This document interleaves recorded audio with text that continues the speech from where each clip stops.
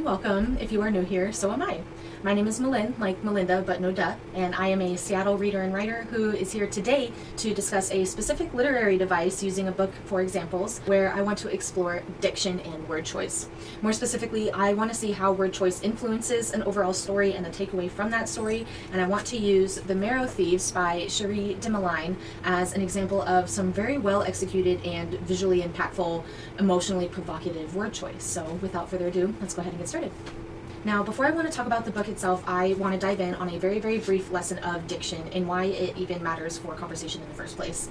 Because some people might just say, well, they're just words. The curtains are blue. Who cares? You want to think about where the author is coming from. Typically, they're not sitting there just kind of mindlessly putting words together. They are intentionally choosing these words to put in this particular order so that this particular message is conveyed to the readers, right? So if they make the wording in a wrong order or a confusing order, it can lose readers, thus taking away the meaning or the theme or whatever chosen impact that they were hoping to go for. So most authors are not just kind of going willy-nilly with the words that they're choosing. They're thinking which ones will make the most impact. And it also influences the tone of the story. The chosen words, the order that they're in, that can affect the mood that the reader is experiencing during their own reading process of the book. So these are not just random choices, they are intentful. And that's why I want to explore diction, because I think that it's an incredible literary device and one of the most important ones. Now, before getting into the book one more time, I want to give a really brief introduction to the book as a whole, so I will just read the synopsis. It's very short. Just when you think you have nothing left to lose, they come for your dreams. And that's the overall concept of this book. Is in a world nearly destroyed by global warming, the indigenous people of North America are being hunted for their bone marrow, which carries the key to recovering something the rest of the population has lost, the ability to dream. Frenchie and his companions, struggling to survive, don't yet know that one of them holds the secret to defeating the Marrow Thieves. So I thought the concept of this book was really cool. We read it in our book club, and I was just kind of struck by the overall visual and provocative imagery that was thrown simply in 1 to 2 liners throughout the book. I mean, this book is peppered with some really interesting and beautiful sentences, and because it is almost 70,000 words long, I decided to just focus on the first 50 pages and tagging some specific lines that stuck out to me, why they stuck out to me, and why they would impact me more than something else said on the page. Hey, stop! Stop. Now, the first thing that I want to start on is page 6, where there is a line that says, "I was tired and hungry, and my shoes were as thin as cardboard, but I tried not to let any of that color my voice when I spoke." And this is so evocative because the kids are already on the run. They're trying to be quiet. They're not trying to be caught by the so-called Marrow Thieves, the white Americans that are trying to steal them and steal their bone marrow, thus killing them in order to dream. And it is just so... the way that it's so hushed, it makes you put yourself in Frenchie's shoes, the way that you're kind of experiencing the exhaustion and the fatigue that comes with being on the run for several weeks, if not months, to a couple of years. At this point, we don't really know how long this has been going on for, but we know that the main character is exhausted, and we know that they have had hardships up until this point, right? So I think that that is just a strong way to convey that in just like a dozen words or so. The next sentence that I want to focus on is on page 18, where they're kind of telling stories and sharing certain experiences with one another, and it comes to the fruition that dreams come from your bones, at least in the magical lore that this book has sort of established early on.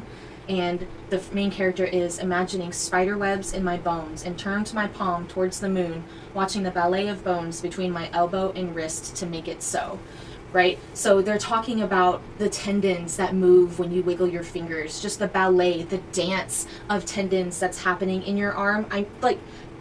That's fantastic. What a great way to say what's happening on your bone. Instead of, I wiggled my fingers and watched my tendons move, I observed the ballet of bones. I mean, wonderful. Now, this next one is really simple, and it kind of just goes with this sort of binary of growing up in the experience of, regardless of just gender, but womanhood and manhood in a sense of the word, rather more of like that masculine and feminine energy is what I'm going for here. It's on page 23, where it's talking about the characters are going on a hunt right now, and no, excuse me, they are telling more stories about the people and the history of their native culture. And during this time, it says, the boys always puffed out their chest when May got to this part. The women straightened their spines and elongated their necks, their beautiful faces like flowers opening in the heat of the fire. And it's beautiful because it has nothing to do with boys wear blue and girls wear pink. It's more talking about the energy that fills us regardless of societal expectations, right? Because even in nature, there's still that opposite and reactive balance of everything within the world. And I just think that that was a very unique way of representing that within the story. Another place that I thought was just a very sweet example of humanity and kindness is there's a little girl, probably I think she's 7 or 8 years old within the party, and she really wants to be a part of the storytelling process with the rest of the group.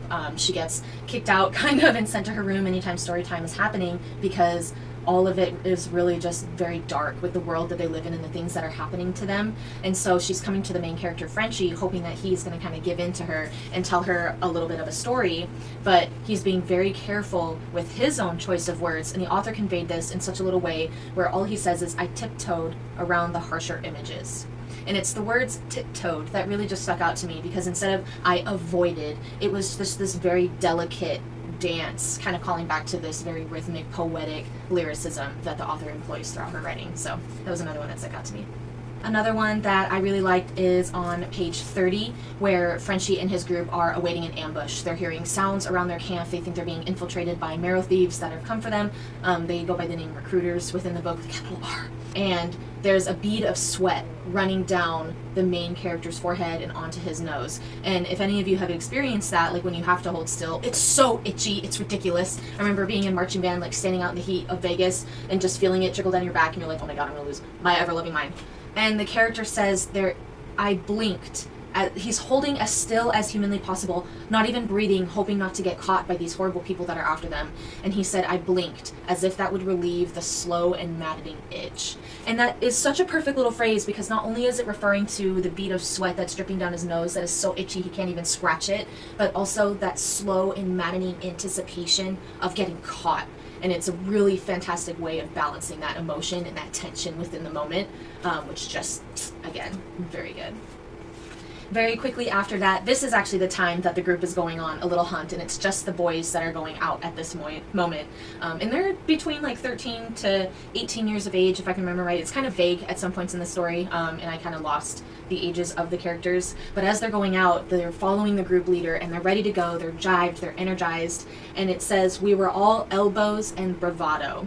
And it is so evocative of just being that teenage boy, so boastful of nothing can harm me, I want to prove myself, I'm so excited to go out there and do this very cool thing, I am strong and capable, and especially within the context of this world, that is how they survive as well. And so I thought it was very just not even like pushing each other with their elbows, it's just the way that they posture themselves and the tone that it evokes with this very like brave, nothing can touch me mood and voice from the characters. And it was just very true to the sense of the characters as they have been thus far.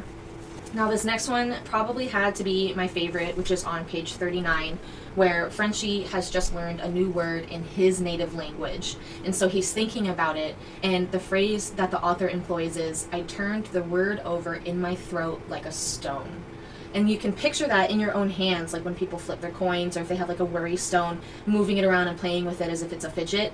But he's doing that with his mouth, his whole lingual tool here, from teeth to tongue to throat, all of that is being employed. I turned the word over in my throat like a stone, saying it over and over. We know where the word's pronunciation comes from, and so the word like taught comes from the front of your mouth.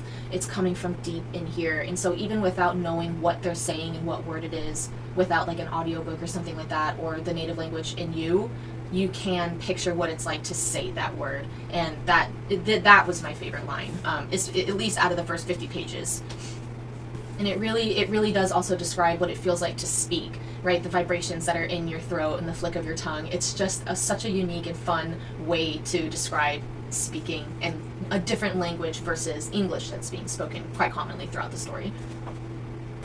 And the last one that I wanted to bring up is on page 46, where everybody is, I think they're out on patrol or they're just traveling through, and each of them have kind of a certain skill between them, and there's a character called Chai Boy who is really good at doing these really specific bird calls that are very clear. Like he can do it and you're like, oh, I know exactly what that is. And so before the author says he did an eagle's cry, she could have just said that. She could say he made an eagle's cry, and that would have been just fine. You can kind of go kiki or whatever that very graceful sound is that they make.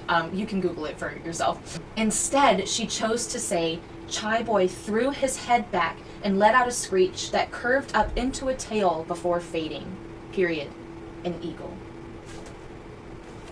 She did not just and randomly put that out there. She specifically chose to phrase it like this, in this order, with these particular words in mind, because she wanted that loud eagle's cry to form in your head and see the bird in the sky from Chai Boy's own mouth. She wanted you to be able to picture it as if you were there, and she did such a good job with doing so.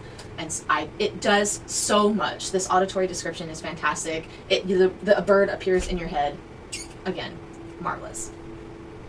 I will say my only caveat to this is I actually did not enjoy the book as a whole, plot-wise, and I really thought that the main character's character development was quite lacking. I didn't feel as if he changed or really grew by the time the book ended, especially with how things get left off with the girl that he likes. I thought that the remedy between them at the end was really contrived and quite rushed to get things moving on. I also didn't love that most of the book was spent wandering around the woods, facing a few threats here and there. It's a lot of storytelling, which is incredibly important to the culture of this, and it has a lot to do with the dreams and overcoming the recruiters, the Marrow Thieves, that are the antagonists within the story. But I felt like the lore was kind of dropped so fast in the end and could have been beautifully built up with the words that she has throughout the beginning. There's even lore drops of like how the bone harvesting works so late in the book that it actually kind of jarred me and confused me, because the terminology that's being used should be mentioned quite earlier on in terms of the functionings of the world. I kept wanting to compare it to the book Unwound, or Unwind, I can't really remember, Neil Shusterman's book. I kept wanting to compare it to that because it's a similar thing where kids are having their organs harvested. They don't die, somehow their consciousness survives this process. I don't understand it, but their organs are harvested because they're like naughty children, and these guys are victims of an overall evil society. And I think that there was a lot of wasted space, and I felt like the book was just this really long stream of consciousness that I didn't quite enjoy, maybe because it was from a 13-year-old boy's perspective, and I just don't identify with that voice in particular. But I really did think that the word choice and the visual auditorial imagery that this author used was so strong. She has such a tight craft and control of what she wants to say and what she wants you to picture when she's really going for it in those moments. And during the emotionally evocative moments, I thought it was beautiful. I just thought the plot beats and characterization were rushed and lacking in some places. Like I said, the diction and descriptors are just so wonderful. I just felt like plot and character were kind of lacking as a whole. But those are my thoughts. I thank you for anybody who has stayed this long and listened to me talk about simply word choice, using a book as an example. If you are interested in hearing more about literary craft, then stick around on this channel. I am hoping to publish some videos at least on a monthly basis talking about syntax and grammar, metaphors, synecdoches, anything that can tie into creating a better story for readers to experience, because I think that readers deserve better than sometimes what they get. So thank you again for staying, and have a great rest of your day.